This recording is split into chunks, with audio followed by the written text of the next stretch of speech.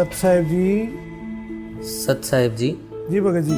अन्नपूर्णा मुहिम के सर्वे में एक दिल्ली के परिवार की जानकारी मिली है जी। जी 2-3 बच्चे हैं जो विकलांग हैं और उनके माता पिता भी नहीं हैं। जी भगत जी। उनकी गुरुदेव जी के चरणों में प्रार्थना भेजनी है ताकि उनकी अन्नपूर्णा मुहिम के तहत उनकी मदद की जाए। इनकी प्रार्थना अन्नपूर्णा मुहिम के तहत सतगुरुदेव जी के चरणों में अर्जेंट भेज देंगे जी। बच्चे बहुत भूखे रहते हैं, 2-2, 3-3 दिन तक खाना भी नहीं मिलता है जी। अर्जेंट भेज देंगे जी सत साहिब।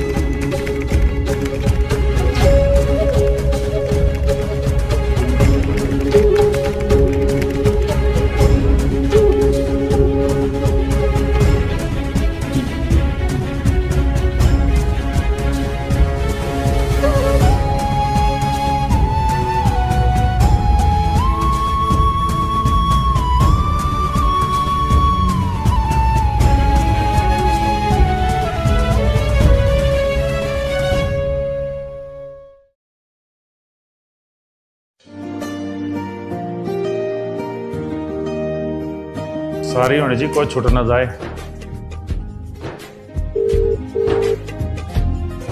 सभी जोगिंदर की तरह कोई छूट नहीं जाए। हाँ जी। सत साहिब जी, सतगुरुदेव जी का आदेश आया है, उस परिवार की जल्दी से जल्दी सारी मदद करो। ठीक है जी, मेरे गुरुदेव जी के आदेश है, अभी का भी मदद करते हैं जी।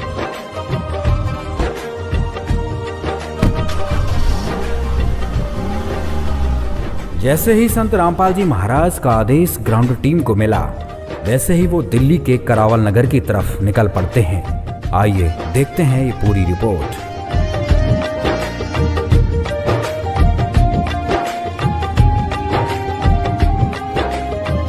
ये है दिल्ली, सिर्फ एक शहर नहीं, पूरे देश की धड़कन।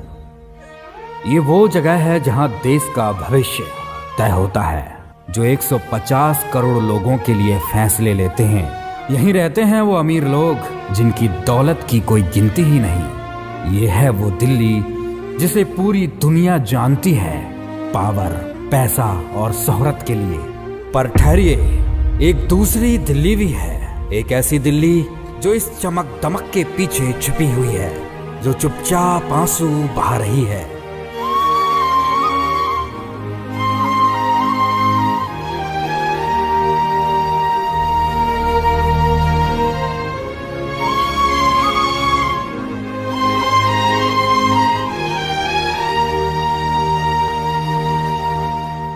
जिसकी दर्द भरी आवाज बड़े लोगों के कानों तक पहुंचती ही नहीं।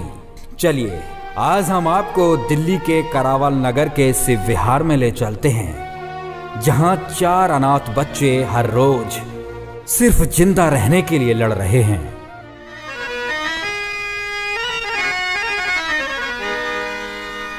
चाहे लाख करो तुम पूजा, तीरथ करो हजार, दीन दुखी को ठुकराया तो सब कुछ है बेकार। गरीबों की सुनो वो तुम्हारी सुनेगा, गरीबों की सुनो वो तुम्हारी सुनेगा। तुम 1 पैसा दोगे वो 10 लाख देगा। गरीबों की सुनो वो तुम्हारी सुनेगा, गरीबों की सुनो वो तुम्हारी सुनेगा। तुम 1 पैसा दोगे वो 10 लाख देगा। गरीबों की सुनो वो तुम्हारी सुनेगा, गरीबों की सुनो। दर्शकों, भारत की राजधानी दिल्ली में आज हम करावल नगर शिव विहार में हैं। दर्शकों, यहाँ पर एक ऐसी सिचुएशन की फैमिली मिली है, एक ऐसी डेंजर जोन में रहने वाले 4 मासूम बच्चों की कहानी मिली है, जो कि एक बंद कैद में रहते हैं। ये कोई दुकान नहीं, ये शिव विहार की उन मासूम बच्चों की वो 4 जिंदगियां कैद हैं जो इस दुकान के अंदर रहती हैं।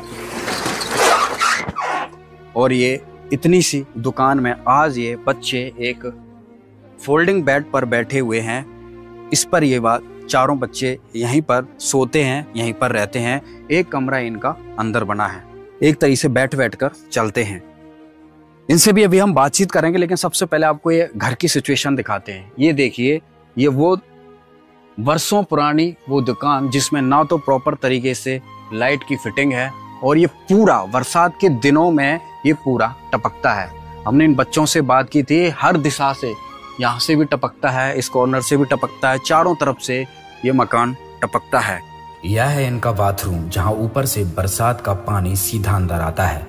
बगल में एक छोटी सी रसोई, जिसकी दीवारों की हालत आप देख सकते हैं, टूटी फूटी सीलन से भरी। रसोई में अक्सर कुछ नहीं होता, तेल का डब्बा भी खाली पड़ा है। कभी कुछ मिल जाए तो खा लेते हैं, वरना यूं ही गुजारा करते हैं। घर में एक पुराना कमरा है, अभी ये कमरा इस्तेमाल नहीं होता, क्योंकि बच्चों को डर लगता है और ये कमरा वैसे ही टूटा फूटा है। बच्चे ज्यादातर बाहर दुकान वाले हिस्से में ही रहते हैं। ये हैं सीढ़ियां, मुश्किल से 1.5 फुट चौड़ी। इन्हीं पर चढ़ उतर कर ये बच्चे ऊपर नीचे आते जाते हैं। ऊपर जाने के बाद गड्ढे नुमा जगह से होते हुए ही इनका टॉयलेट है। टॉयलेट की सीट टूटी हुई है, ऊपर छत कुछ नहीं, बस एक फटी हुई चादर दरवाजे की जगह लगी है। पड़ोस की बड़ी बड़ी इमारतों के बीच में एक गरीबी और लाचारी घुट रही है। 4 मासूम, अनाथ और अपाहिज बच्चों की जिंदगी मुश्किलों से इस पिंजरे में बीत रही है। आइए अब मिलते हैं इन बच्चों से और सुनते हैं कि वे कैसे इन हालातों में जी रहे हैं। बारिश आ जाए तो पानी भर जाता है, घर में पानी भर जाता है जी, और सब जगह से चोने लगता है। किचन भी चोता है जी जी। और जैसे ऊपर लैट्रिन तो टूटी हुई है। लैट्रिन भी टूटी है, हाँ जी, देखा बेटा। तो बस। और बेटा खाने पीने का कैसे चलता है? जब खाने पीने का होता है तो हम खा लेते हैं, नहीं होता है तो ले आते हैं। अगर कुछ मिल जाता है, कोई दे जा तो खा लेते हैं, ना तो दूध ब्रेड खा के अपना काम चला लेते हैं। बेटा आपको क्या तकलीफ है? मैं चल नहीं सकते आप? कब से? मैं तो पहले से नहीं चल सकती, बचपन से। अच्छा, मम्मी पापा का कब से साथ नहीं है? मम्मी का तो 8 साल हो गए। 8 साल पहले डेथ हो गई मम्मी की? अच्छा। और पापा को 9 महीने। 9 महीने हो गए? हाँ, 9-10 महीने हो गए। फिर पापा के गुजर जाने के बाद क्या जीवन में चेंजेस आए? क्या बेटा? चेंजेस तो कुछ नहीं है, बस पापा खत्म हो गए। पापा को क्या दिक्कत थी बेटा? टीबी था। इलाज वगैरह करवाया था हमने। अच्छा, ठीक नहीं हो पाया? अच्छा, फिर मम्मी भी नहीं है, पापा भी नहीं है, फिर बेटा घर कैसे चलता है आपका? गुजारा कर लेते हैं जैसे भी।